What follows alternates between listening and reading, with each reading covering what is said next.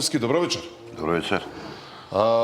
Не сум имал прилика до сега да разговарам со човек од вашиот ков, професионалец, експерт за темата на која што веќе најавивме дека ќе разговараме. Пензиониран сте, меѓутоа се уште активно летате, така, со противпожарни и други авиони. Па да, моравме да се вклучиме бидејќи нема други. Летам и во аероклубот, прскање комарци, така. Так. Директорот, актуелниот сега новиот директор на Дирекцијата за заштита и спасување, рече дека во моментот немаме ниту еден еар трактор на располагање, а имаме и само еден пилот. Дали имате информации каква е состојбата пред се со авионите сега, овие кои што се на сервисирање во Австрија? Во Австрија. Тие се договорите со шпанците, а тие ги пратија на сервис во Австрија. Едниот авион е дојден од сервис, тој е више... Еден е вратен, значи оперативен. Оперативен.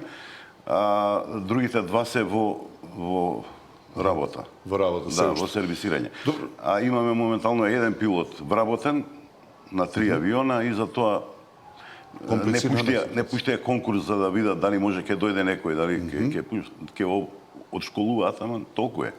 Ќе ве прашам за тоа зошто тука имаме проблем, но најпрви зошто толку долго се чека на сервис?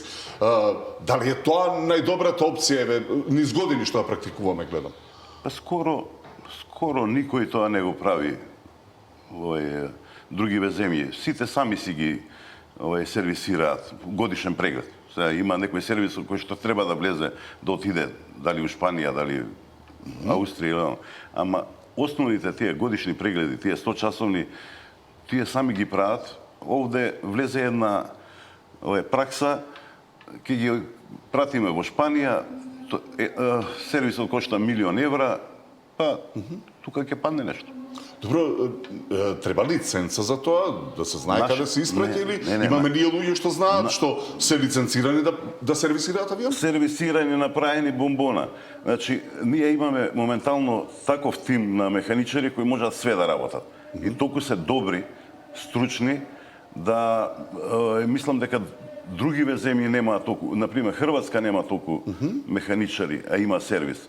Црногорците немаат толку механичари како што имаме ние. Мислам, такова ранка.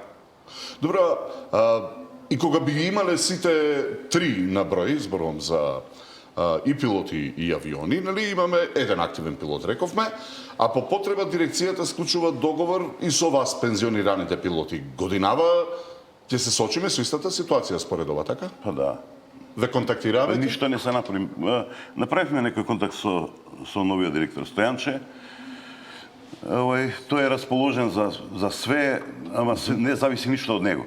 Зависи само од владата. Значи, каков супорт има од владата, така и ќе биде. Вие лично, како се чувствувате?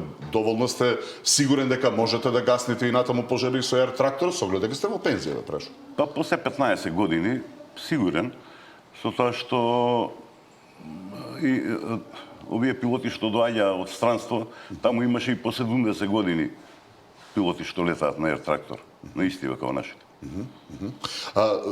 Добро, зошто немаме нови пилоти?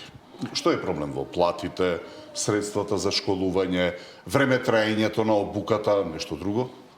Ние немаме основа пилоти, основа. Аероклубовите беа мерестилиште на пилоти. И секоја година по 5 моторни пилоти, например 20-30 едриличари, 200 падобранци, и имаше континуитет. И се, кога имаш многу пилоти, можеш да си ги бираш тие најдобрите, тие што ти треба, нели?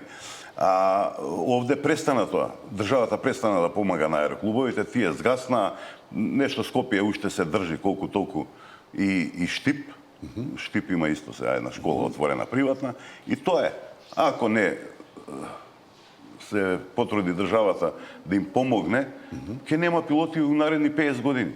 Затоа што треба време да се одшколуваш пилот. Тоа ве прашам. Колку време треба од мојата желба до да бидам пилот на моторен авион, па понатаму и на еар трактор?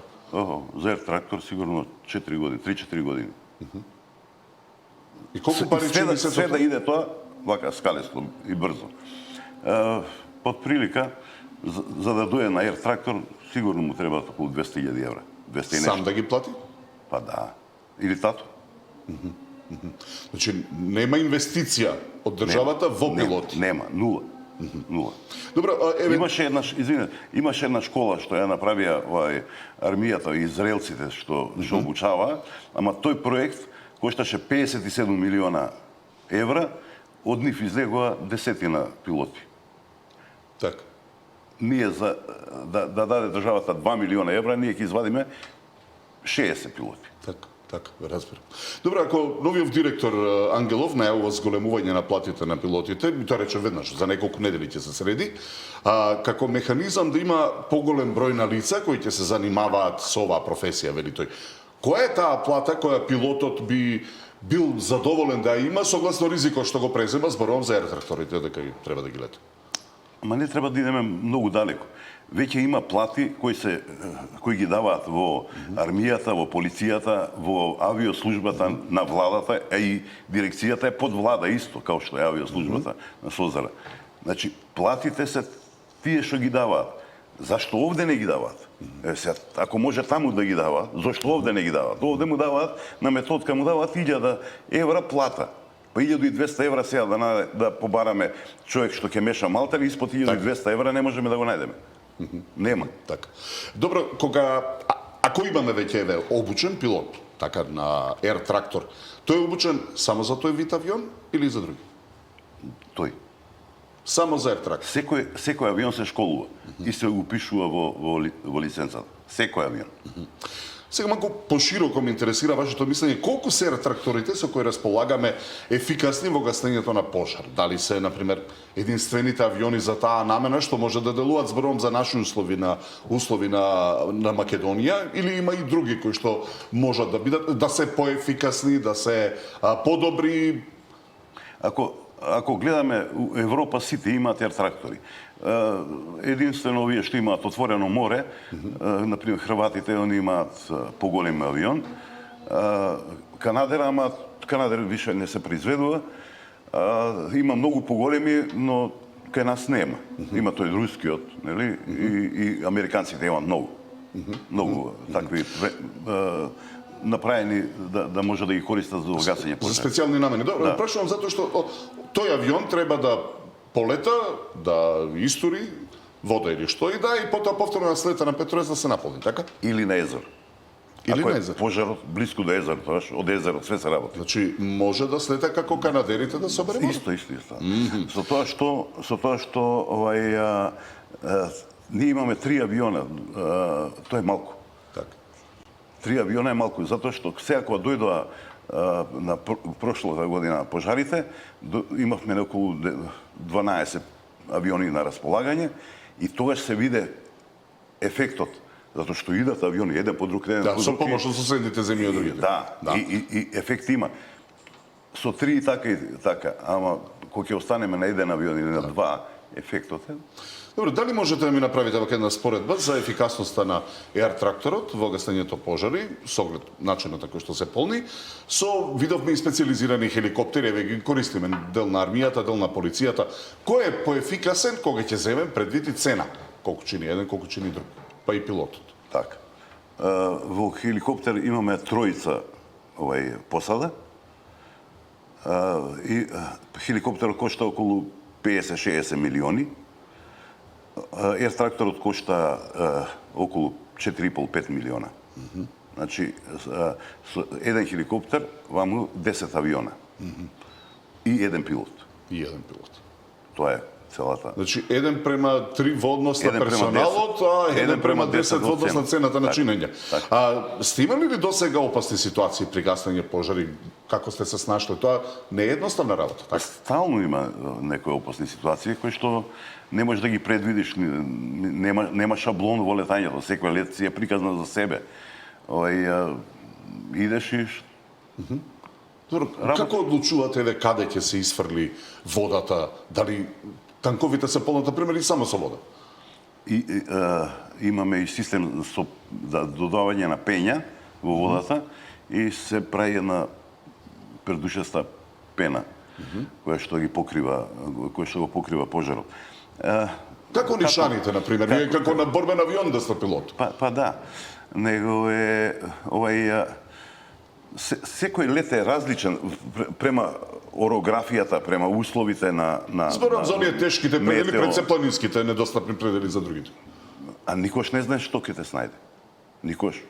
Едноставно, кога ќе отидеш таму, работиш као инстинктивно од она што го имаме научено, од цело искуство што сме го собрале 15 години, затоа и со мето, овој што е единствен таму, пред секој лет, после секој лет правиме брифинзи, пред летање, после летање и разменуваме искуства. Нашите 15 годишни искуства му ги пренесуваме и он има од кого да учи.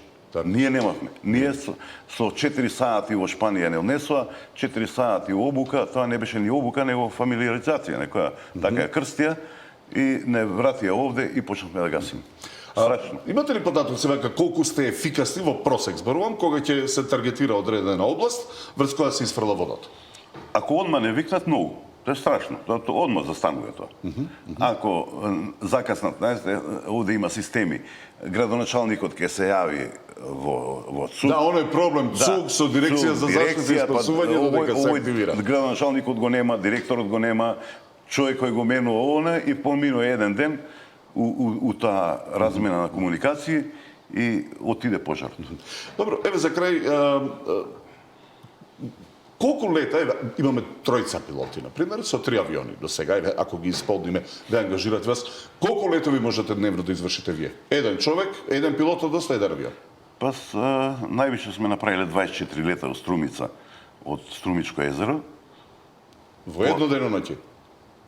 Не, во 4 сати. Во 4 сати? Да. И по авион. По авион, по авион? Да, по авион.